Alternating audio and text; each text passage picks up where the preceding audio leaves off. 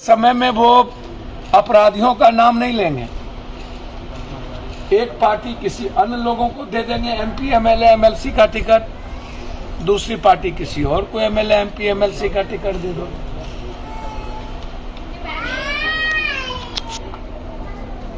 इसीलिए मैं बहुत क्लियर हूं, जो देश, जो समाज मणिपुर की घटना पर घर की महिलाएं, औरत जिस देश में ना निकल पाए, दुनिया में इससे बड़ी घटना कहीं घटी ही नहीं।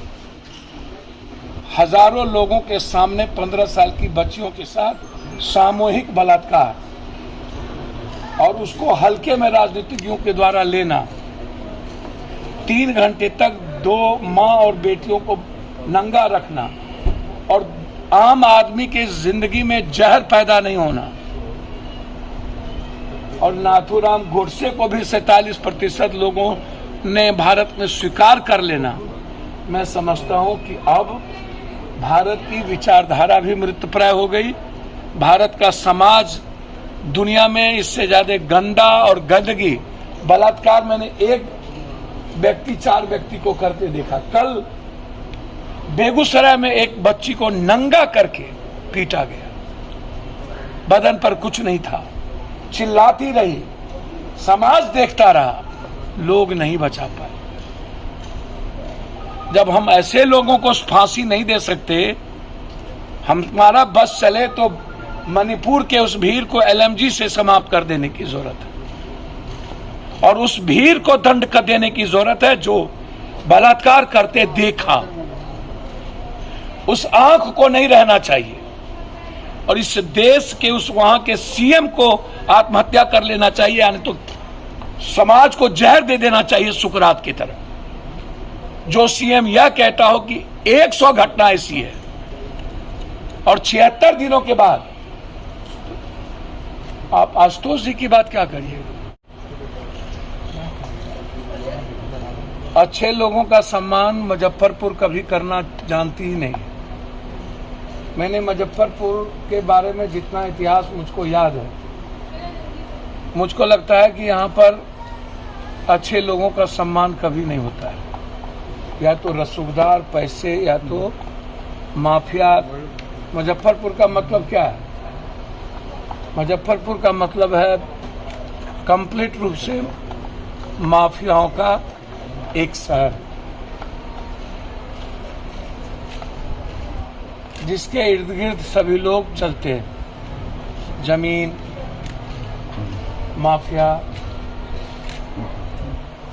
नेपाल, बंगाल, इस इलाके से सारा शराब हो या जितनी चीजें को आप उठा के देखिए, सब या तो मुजफ्फरपुर या तो हाजीपुर, रूट यही है।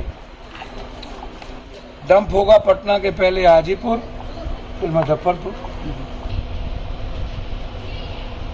और इसमें वर्तमान में जो भूमिका है, जो भीष्म पितामह जो चारों तरफ उलझा के रखती है, उसकी भूमिका की भी जांच हम चाहते हैं, आवश्यक है। अब मैं यदि वो याद करूं, जो एक चर्चा होती थी कभी कि मंटू शर्मा को गिरफ्तार करवा के किसने लाया या कौन थे, यह भी कई एंगल चर्चा शुरू हो गई। कल्याणी जमीन का चर्चा शुरू हो जाता है, तो सवाल उठता है वकील साहब और वकील साहब के परिवार से पूर्णतः पूछताछ होनी चाहिए।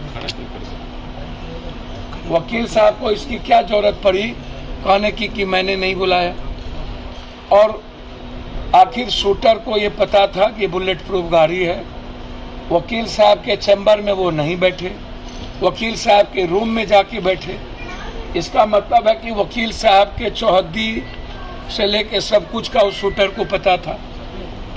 इसीलिए मैं इंक्वायरी में वकील साहब की जांच चाहता हूं। उसके बेडरूम में मरना, शूटर का बेडरूम तक पहुंचना, खाली आके गाली गलौज दे देना कि इस सरकार ने सब कुछ कोलैप्स हो गया।